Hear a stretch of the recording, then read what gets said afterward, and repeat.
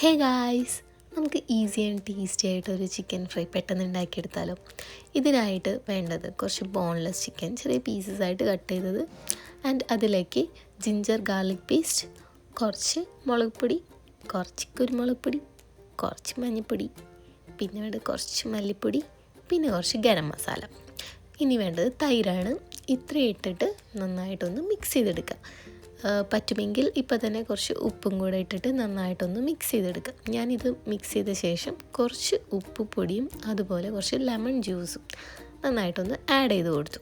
എന്നിട്ട് ഒന്നുകൂടെ നന്നായിട്ടൊന്ന് മിക്സ് ചെയ്തിട്ട് നമ്മൾ ഫ്രിഡ്ജിൽ ഒരു 20 മിനിറ്റ്സ് വയ്ക്കാം.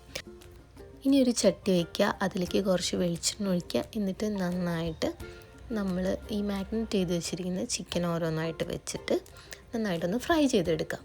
ഓക്കെ, ഇത് തിരിച്ചു മറിച്ചൊക്കെ ഇട്ടൊന്ന് ഫ്രൈ ചെയ്ത് കുക്ക് ചെയ്ത് കിട്ടണം. നമ്മൾ ചിക്കൻ ഒന്ന് കുക്കായി കിട്ടണം. ആൻഡ് അതുപോലെ കരിയാതെ ശ്രദ്ധിക്കുകയും വേണം. ആ ഒരു പ്രോസസ്സ് നല്ല രീതിക്ക് കൂടെ തന്നെ നിന്ന് ചെയ്യുന്നതായിരിക്കും ഏറ്റവും ബെസ്റ്റ്.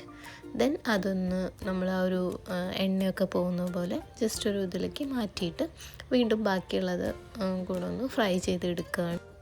ഫ്രൈ ചെയ്തെടുത്ത സെയിം വെളിച്ചെണ്ണയിലേക്ക് കുറച്ച് വെളുത്തുള്ളി, പച്ചമുളക്, വറ്റൽമുളക്, കറിവേപ്പില ഇത്രയും ഇട്ട് നന്നായിട്ടൊന്ന് ഇളക്കിയ ശേഷം ചിക്കൻ ഇതിലേക്ക് ഇട്ട് നന്നായി ഒന്ന് ഇളക്കിയെടുത്താൽ നമ്മുടെ ചിക്കൻ ഫ്രൈ റെഡി.